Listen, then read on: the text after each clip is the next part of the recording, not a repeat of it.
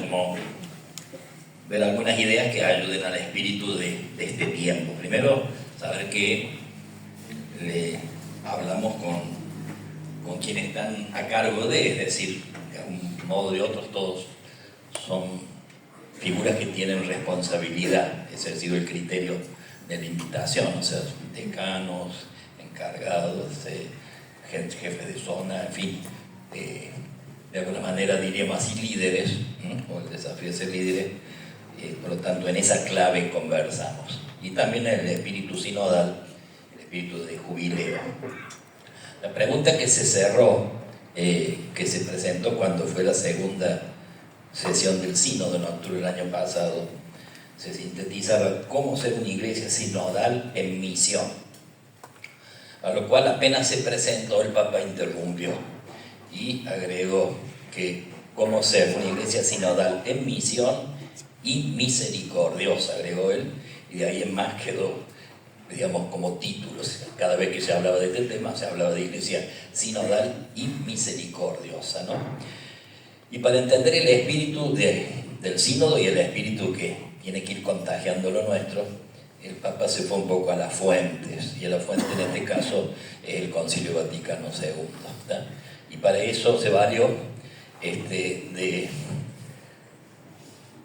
las palabras de Juan XXIII cuando abrió el sínodo, y las palabras de Pablo VI cuando cerró el sínodo. Saben que Juan XXIII invita al sínodo, abre el sínodo, después muere y lo lleva a cabo Pablo VI, una especie así de un misterio del Señor, quizá de mucha providencia. Solo un Juan XXIII se podría haber animado a convocar el sínodo.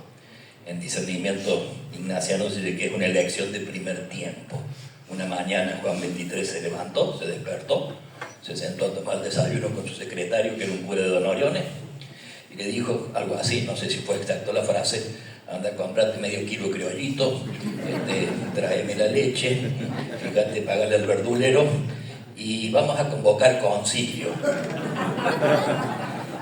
El secretario quedó embalsamado y él también. Esta luz es necesaria.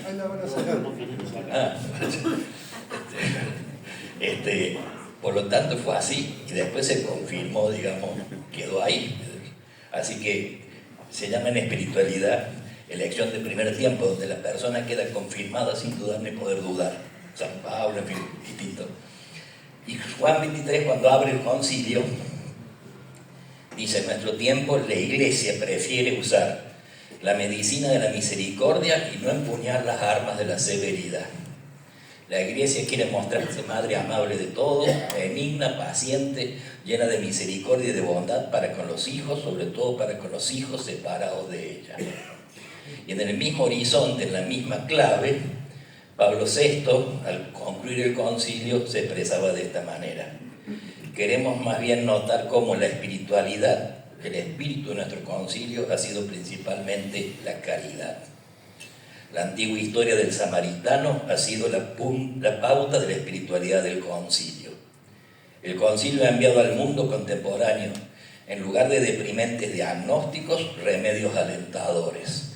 En vez de funestos presagios, mensajes de esperanza, que se vuelcan en una única dirección: servir al hombre en todas sus condiciones, en todas sus debilidades, en todas sus necesidades, ¿no? Por tanto, ya al escuchar eso uno ya pesca el espíritu, ¿no? Este espíritu realmente bellísimo con que estos dos hombres de Dios nos entregaron el concilio, que todavía, de alguna manera, en algunos aspectos todavía hay que desempolvarlo, a veces hay que sacarlo de la biblioteca y hay que animarse a ver si nos animamos a vivirlo, ¿no? De alguna manera la invitación al sínodo va en esa clave también, ¿no? Interesante el símbolo, la escena con que se abrió y se cerró la segunda sesión del sínodo fue un banquete, ¿tá? Al inicio del instrumento laboris, a través de Isaías, que profetiza: en este monte el Señor de los ejércitos va a preparar un banquete, ¿tá? Una gran mesa de vinos añejos con sabrosas carnes. Y agrega: es para este mundo que el Señor prepara este banquete. Y es la Iglesia, nos recuerda el Papa en las palabras de despedida, la que es o tiene que ser signo e instrumento de un Dios que ya ha preparado la mesa y que está esperando a todos. El Papa dice, el documento final lo que se trabajó, se le entrega al Papa que él haga el documento final, no va a haber tal documento final, sino que el Papa constituyó, digamos, lo que se le entregó ya en documento final. Dijo, y no se lo entrego a ustedes, a los sinodales, se lo entrego al santo pueblo de Dios. Ustedes, ahí sí refiriéndose a nosotros, son los que tienen que encargarse de la accesibilidad y de la concreción. O sea, hacerlo, dice, porque no todos lo van a leer, dice el Papa con mucho realismo. Entonces son ustedes los que tendrán que encargarse de la accesibilidad y de la concreción. Y a través de su espíritu el Señor susurra, dice el Papa, palabras de amor en el corazón de cada uno, en el sentido del banquete, ¿no? Palabras de amor en el corazón de cada uno, invitándonos a sentarnos a esa mesa, como los invita a los discípulos al amanecer en la orilla del lago, después de una noche ardua e infecunda, ¿no? Una sensación que en algunos momentos del sínodo tuvimos, 2 días, 30 días, imagina, había días que han sido arduos, hay días que uno tenía sensación de infecundidad, así como tenía otros días, realmente de una riqueza inmensa, ¿no? ¿Cómo ser una iglesia sinodal en misión y misericordiosa? ¿Qué nos pide el Señor para hacerlo? Esta es la cuestión. Esta es la música de fondo de todo el sínodo y para nosotros también. Pues podríamos decir que a nosotros, a través de su espíritu, nos pide, y esta es expresión del Papa, amplificar este susurro de invitación a sentarse al banquete. Tenemos la obligación de amplificar este susurro, no callarlo, no obstaculizarlo. Nos pide abrir puertas, no levantar muros. Nos pide quitarnos las cenizas del desentendimiento y hacer portadores de la llama del Espíritu. Nos pide cercanía, no distancia frutos de la comodidad o del clericalismo autoritario que además de autorreferencial y displicente, desaprovecha carismas y capacidades hermosas y fecundísimas de los miembros de la comunidad apostólica, parroquia, escuela, movimientos, lo que ustedes representan, ¿no? Nos pide que seamos no una iglesia sentada, sino una iglesia de pie. No podemos quedarnos sentados, decía. No una iglesia muda, sino una iglesia que hace suyo el grito de la humanidad. No una iglesia ciega, sino una iglesia que, iluminada por Cristo, lleva la luz del Evangelio a los demás. No una iglesia estática, sino una iglesia misionera que camina con el Señor por las vías de este mundo. La expresión que es de Tolentino Mendoza, siempre se la recuerdo, es la hora, dice Tolentino Mendoza, el cardenal portugués, es la hora de quitarse las pantuflas de la comodidad y calzarse las sandalias del peregrino, ¿no? De alguna manera como símbolo, ¿no? Por lo tanto, fíjense, ya les largo como 4 titulitos que están, o 4 frases que nos pueden resonar en el corazón. Amplificar el susurro de su amor, abrir puertas, no atarle las manos al Dios misericordioso y ponernos de pie. O sea, volviendo a la imagen del banquete, fíjate, es una experiencia, ¿no? Yo no me puedo olvidar de un par de fotos que se sacaron allí con un dron desde arriba en la sala Pablo VI, ¿no? El año pasado, en la primera, y sentados en torno a la mesa los miembros del sínodo, ¿no? O sea, y en la segunda foto, un mes después, en la Jornada Mundial de los Pobres, en el mismo sitio, en las mismas mesas, una multitud de hombres y mujeres en situación de calle, almorzando junto al Papa. Y yo pensaba que, de alguna manera, de esto se trata. O sea, tiene sentido este sínodo, tiene sentido que nos sentemos a reflexionar y a pensar seriamente en esas mesas, si el fruto de ese ejercicio son esas mesas pobladas de los últimos, de los olvidados, de los invisibles, de los bartimeos, de los salidos a buscar a los cruces de los caminos ante la ausencia de los invitados, entre comillas, dignos, de los que jamás se les hubiera cruzado por la cabeza estar allí, banqueteando gozoso y dignamente, y encima junto al Papa, a quienes los sencillos lo disfrutan, mientras muchos de nosotros le andamos burgueteando su proceder y sus palabras a la pesca de escándalos y herejías. Esto tiene fuerza de profecía. Este es el banquete que nos espera, pero que lo estrenamos aquí y ahora, con quienes nos relacionamos en los lugares donde nos toca nuestra misión. A este símbolo del banquete, sentarse juntos, mirarnos a la cara, dialogar, comunión, crear espacios, hay que darle forma a estas palabras, hay que hacerlas gestos. Este es el desafío.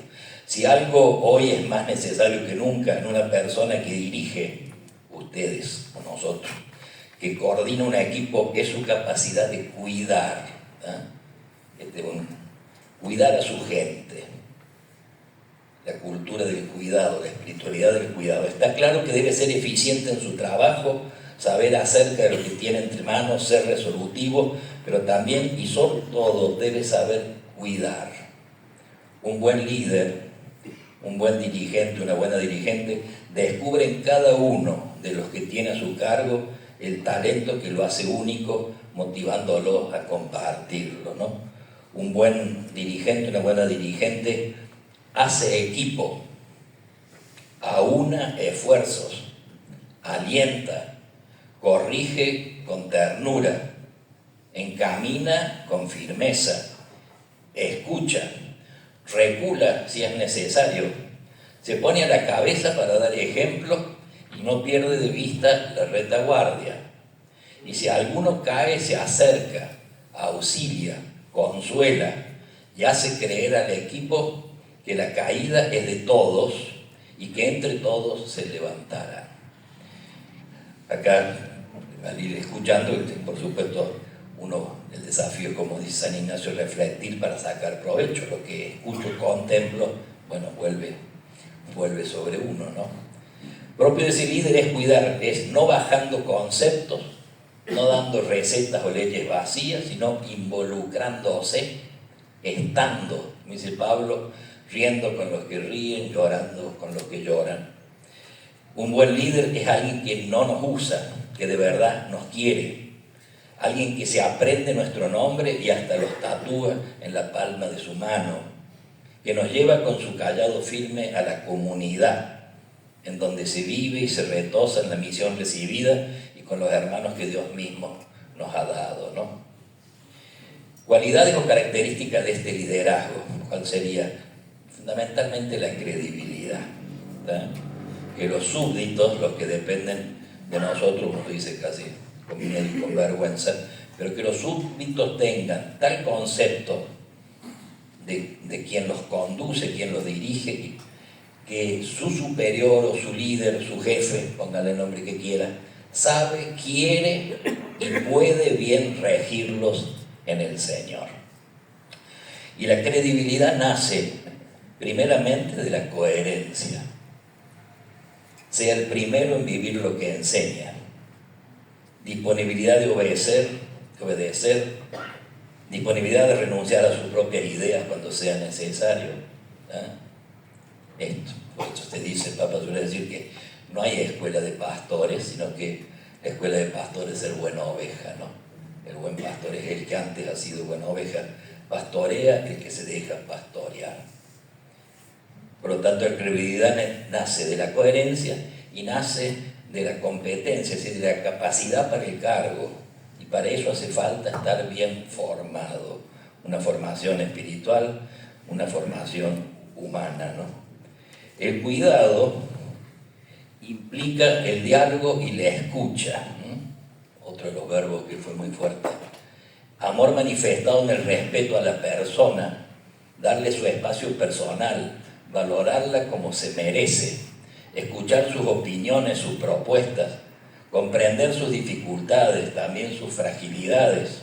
O sea, un líder sinodal es un líder dialogante. Y etimológicamente nos refiere el vocablo autoridad Augere significa el que nutre y el que hace crecer. Para eso se te exigirá que sepas escuchar. Aprender a escuchar nos permitirá dar el primer paso para que en nuestras comunidades se haga realidad la tan anhelada acogida cordial. El sínodo llamaba la atención a algunas comunidades, a algunos personajes de lugares lejanos, etc. Agradecía mucho poder que los escuchen. Dice, la primera vez que sentimos que nos escuchan, ¿no? Me llamaba la atención, pero bueno, sería cierto porque así lo expresaban, ¿no? Quien escucha sana y recrea los vínculos personales, tantas veces lastimados, reconociendo al otro como importante y como algo que tiene algo para decirme. La escucha primerea el diálogo y hace posible el milagro de la empatía que vence distancias, que vence resquemores. Escuchar es también capacidad de compartir preguntas y búsquedas, de hacer caminos juntos, de alejarnos de todo complejo de omnipotencia, para unirnos en el trabajo común que se hace peregrinación, que se hace pertenencia, que se hace pueblo. Interesante en esto escuchar. Francisco Luis Bernardes decía aquello, es escuchar los lejanos corazones, él hablaba, es adivinar los gemidos de los que sufren más allá del horizonte, es hacer que ninguna queja se me oculte y que ninguna lágrima se me esconda. Una joyita de nuestro Francisco Luis Bernardes, el mejor poeta religioso del siglo pasado, laico. Escuchar los gritos, fíjense, algunos de esos gritos, ¿cuáles surgieron? Surgieron muchos gritos, digamos, en el sínodo, no todos, pero les tiro algunos pueden no ser tan nuestros, pero son significativos. Yo creo que el desafío es que uno pueda pescar en nuestro ámbito cuáles son los gritos que nosotros tenemos que hacernos cargo y escuchar. Por ejemplo, jóvenes, en el sínodo había jóvenes, algunos personajes muy, muy valiosos, el tema de comunicación, el tema de sinodalidad, de todo lo digital. La más jovencita era una polaca de 18 años, brillante, pero entre ellos uno les dijo, entre los gritos, decía uno de los jóvenes, no nos dejen de lado a los jóvenes, queremos caminar con ustedes, punto, lo mandamos guarda todo, ¿no? Como dicen. Grito de los discapacitados, ahí estaba el jefe de los discapacitados de toda España, un maestro realmente, y nos explicó, en el mundo hay 1.300 millones de discapacitados. Y dice, en los últimos años este número se ha inmensamente aumentado por los amputados por la guerra. Grito de los ámbitos de educación. La Iglesia tiene 300.000 colegios y tiene 2.000 universidades. Como diciendo, ¿cuándo nos metemos del todo ahí? Este es un poco el reproche, ¿no? Parroquias acogedoras, que la parroquia sea acogedora, otro grito, lo pegó una laica inglesa que le dijo, soy mamá de una niñita autista, fuimos a la parroquia de nuestro barrio, después de 1 o 2 meses mi hija, la autista, me dijo, mamá, aquí no nos quieren. De nuevo nos mandamos. Y ella decía que nuestras parroquias sean ámbitos acogedores, ¿no? Grito de las víctimas de la guerra. Gracias porque por la Iglesia, así como estaba este grito, digamos, quejumbroso, interpelante, también hubo gritos muy lindos. Entre otros un obispo, no quiero mentir, creo que era de Siria, de estos países de guerra, donde decía, gracias porque gracias a la Iglesia, gracias a Cáritas de la Iglesia, en mi país durante la guerra nadie murió de hambre ni de sed. Murieron baleados, digamos, o bombardeados.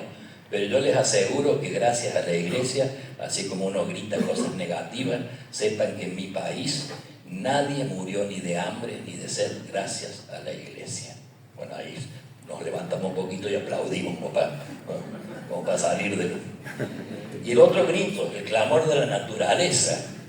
el obispo de Nepal, imagínate, en 30 años, dice, Nepal se ha perdido una tercera parte de los glaciares, provocando, y esta es la consecuencia, además lo triste de eso, provocando inundaciones que afectan principalmente a los más pobres. Se socava la tierra y provoca migraciones masivas. Hace falta una conversión ecológica. Y después el grito de los migrantes. Iglesia en clave misionera ante los fenómenos de la movilidad. El tema de la acogida cordial, sinodal, misericordiosa de los migrantes.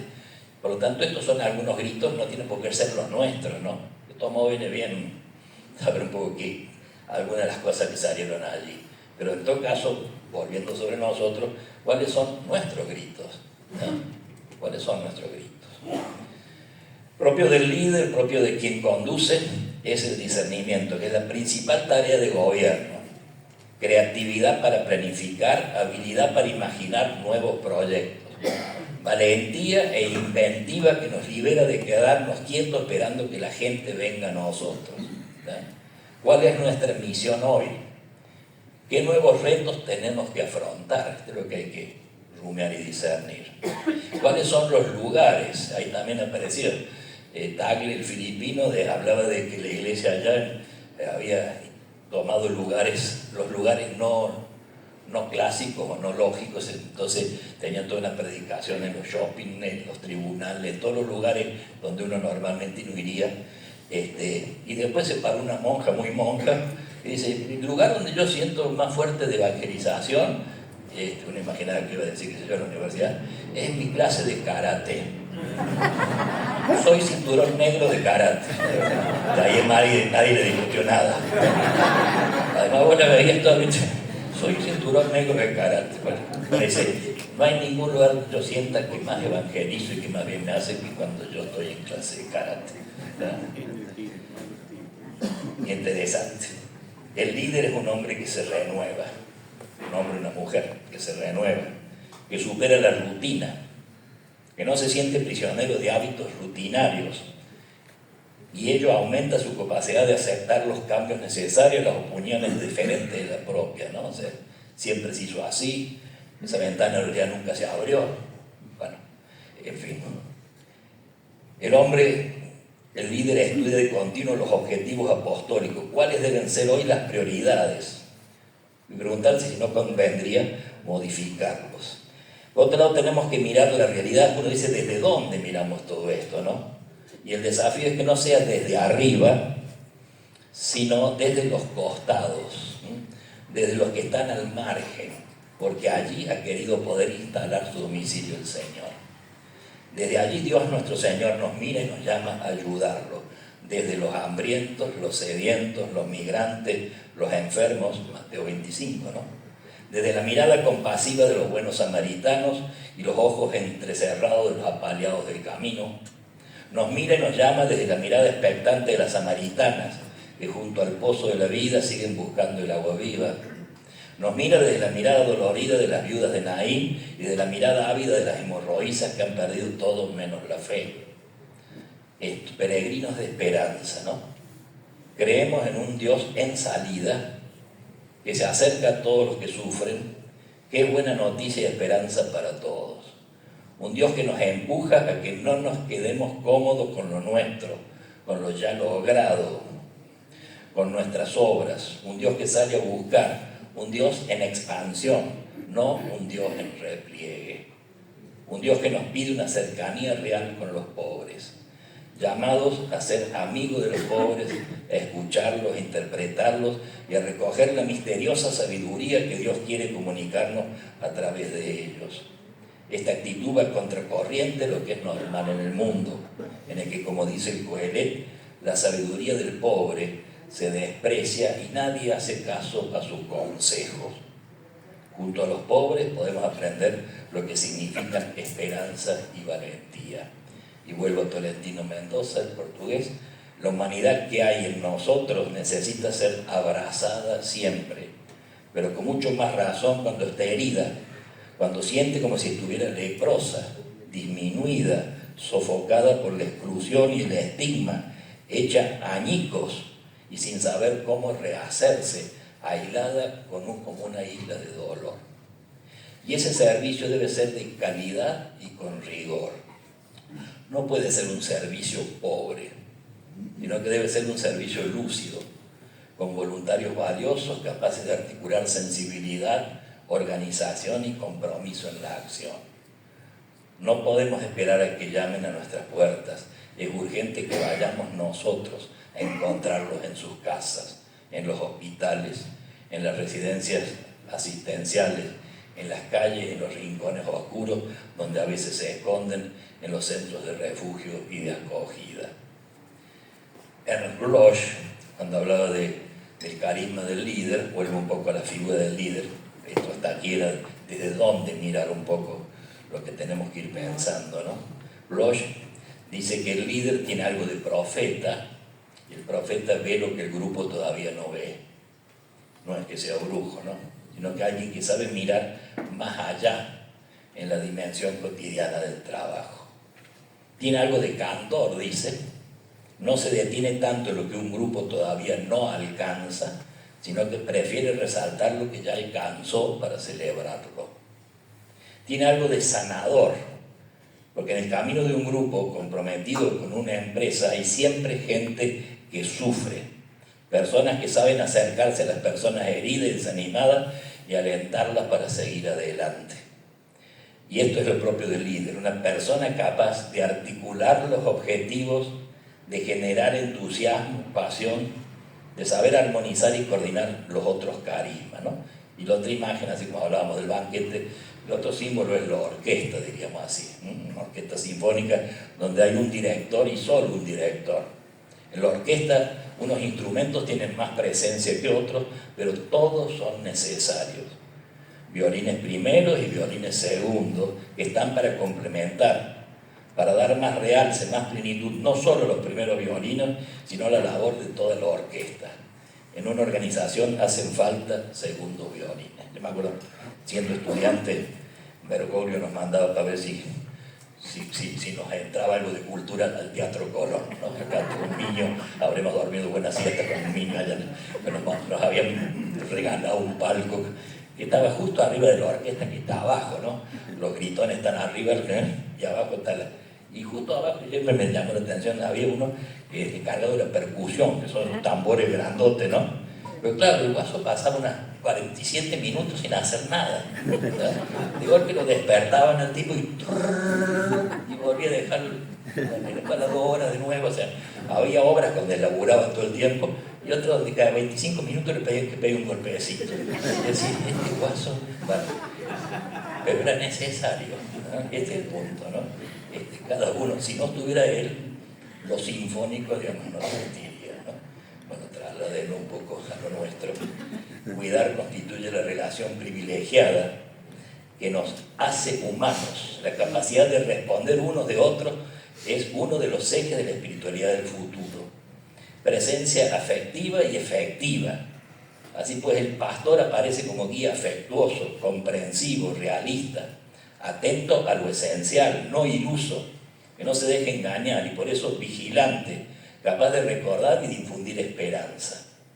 Esta figura de responsable es muy importante porque así es capaz de animar, de colaborar y de hacer colaborar. Y el pastor, decía San Gregorio Magno, debe hacerse amar. El pastor o la pastora, ¿no? El líder o la líder, pero con la finalidad de hacerse escuchar, no de buscar afectos por utilidad propia. Y el peligro hoy puede ser justamente un predominio de la organización, de las estructuras, de las formas exteriores. Camilo de Lelis, cuando entraba a las salas de operación, entraba a los gritos, dice, ¿no? ¿Y qué le gritaba a los médicos y a los enfermeros? Más alma en las manos, le gritaba.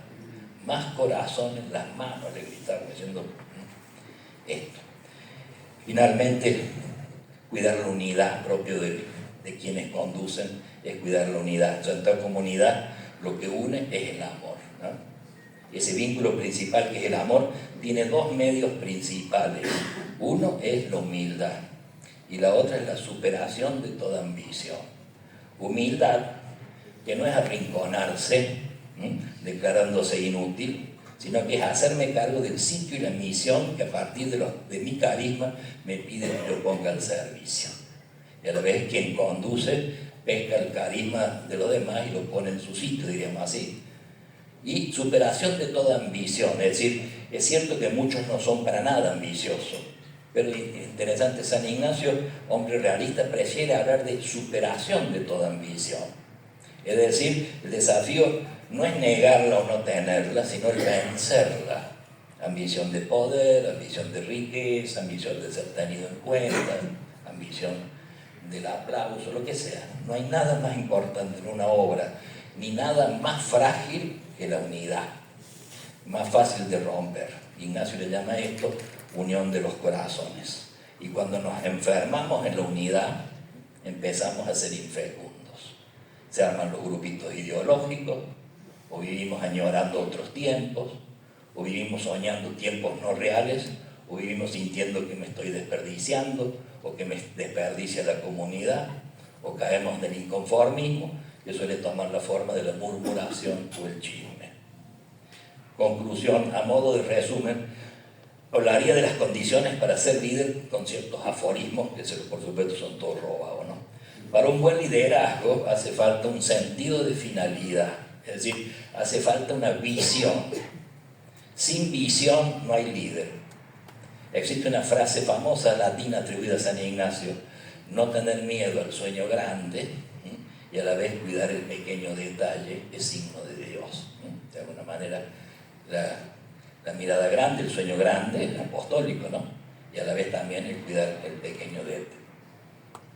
Segundo, si te encontrás solo allá arriba, estoy ahí pero estoy re solo, si te encontrás solo arriba quiere decir que no estás haciendo bien algo. No hay un ahí arriba, es un trabajo de servicio y por lo tanto tenemos una comunidad de servicio y todos los problemas los puedo compartir. Otro, los mejores líderes son los grandes escuchadores.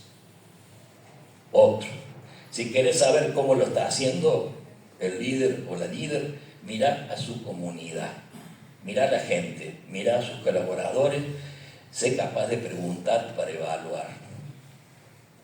Finalmente el líder tiene que ser un gran comunicador, sin ser protagonista, o sea, el líder no puede ser el centro, el líder hace de los demás el centro, es la obra, es la institución, es el colegio, el centro social, la parroquia, lo que se hace el centro y todo va dirigido hacia allí. Tiene que comunicar una visión, pero sin centrarla en sí mismo. Y lo que llama el tratadito del liderazgo, tomado de San Ignacio y de algunos autores más. Primero, buscar ese difícil equilibrio entre la ternura y la firmeza. Una ternura que no es debilidad ni es sentimentalismo, y una firmeza que no es dureza. Segundo, abrazar los problemas de los compañeros y a los compañeros problemáticos. Los problemas no vienen en abstracto. Hoy pasó un problema, ¿no? Normalmente viene encarnado en algo, tiene rostro, ¿no? Tercero es la confianza, no avergonzarse de los hermanos y de sus posibilidades. Cuarto, decía San Ignacio, edificar.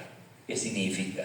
Animar a los tímidos, urgir a los indecisos, frenar a los obstinados. De este modo ayudar a que cada uno encuentre su puesto en la comunidad para que haga brotar lo mejor de sí. Quinto, recordar que no administramos, sino que conducimos procesos que no nos pertenecen. Y por lo tanto, no exigir ni más ni menos que lo necesario y exigirlo en el momento en que esa exigencia puede transformarse en algo bueno. Respetar las fuerzas, no maltratar los límites ni por exceso ni por defecto. Corregir siempre que haya que corregir, pero siempre en horizonte de cariño.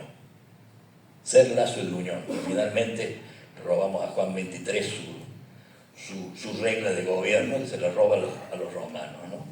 Decía Juan XXIII, verlo todo, disimular mucho, corregir poco. ¿Sabes? Normalmente lo que hacemos es ver nada, disimular poco y corregir todo, así no, todo al revés. Verlo todo, disimular mucho, corregir poco. Finalmente esto, o sea, el sínodo es sínodo en el espíritu. no solo por el sino de la Iglesia. Y en este sentido el dejarse conducir por el Espíritu es esencial para quien conduce. Y ahí termino con este testimonio de Lucas de Italiano, un laico que el Papa lo invitó, que tiene una misión curiosa, que tiene dos o tres barcos grandes, y el jefe que tiene guita, tiene 2 barcos, pero él se dedica no a esperar que lleguen los africanos del norte a la costa italiana, sino que ellos salen a buscarlos.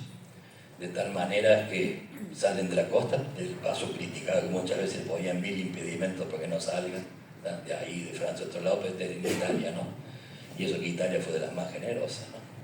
Pero dice, salíamos a buscarlo, yo les contaba esto, él dice, se había alejado de la iglesia, vaya a ser quizás por algún mal testimonio nuestro, él dice, pero porque el criterio era, cuando se van a las barcazas que van viniendo de terror, y se encargan de levantar del agua a las mujeres y a los niños que caen al agua. Después a los hombres si hay tiempo, pero priorizan las mujeres y los niños.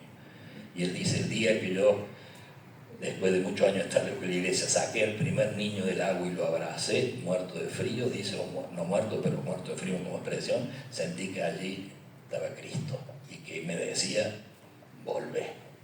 Y por eso estoy acá. Papá lo invitó personalmente. Pero la segunda sesión tuvo un segundo testimonio, que dice, nosotros salíamos a buscar, nos avisaron de una barcaza que venía, salimos, no logramos encontrarla por ningún lado, era imposible, y pasaba el tiempo y nos desesperábamos. Cuando ya habíamos perdido la esperanza, de golpe junto a la barca nuestra y adelante, un cardúmeno, un repunte de delfines, empezó y lo seguimos, y ellos nos llevaron a la barcaza. Dice, queridos obispos, sepan que no siempre el Espíritu Santo se manifiesta en forma de paloma, a veces en forma de delfín. Bueno, así que pedimos la gracia, quizá poder rumiar y ver un poco por dónde el Señor nos va llevando y dar gracia, ¿no? Y pedir que sea para bien de nuestros hermanos allí donde nos toca, pero a veces con una mirada universal, ¿no? Uno al escuchar ciertas cosas ahí, decir, el mundo es más grande de lo que uno supone, ¿no? Pero a la vez también hacerse cargo de la porción que nos toca a nosotros, ¿no? Pedimos a la Virgen, Dios te salve María. Gracias, el Señor es contigo, bendita tú eres entre todas las mujeres, y bendito es el fruto de tu vientre, Jesús. Santa María, Madre de Dios, ruega por nosotros pecadores, ahora y en la hora de nuestra muerte. Amén. Ave María Purísima, sin pecado concebida.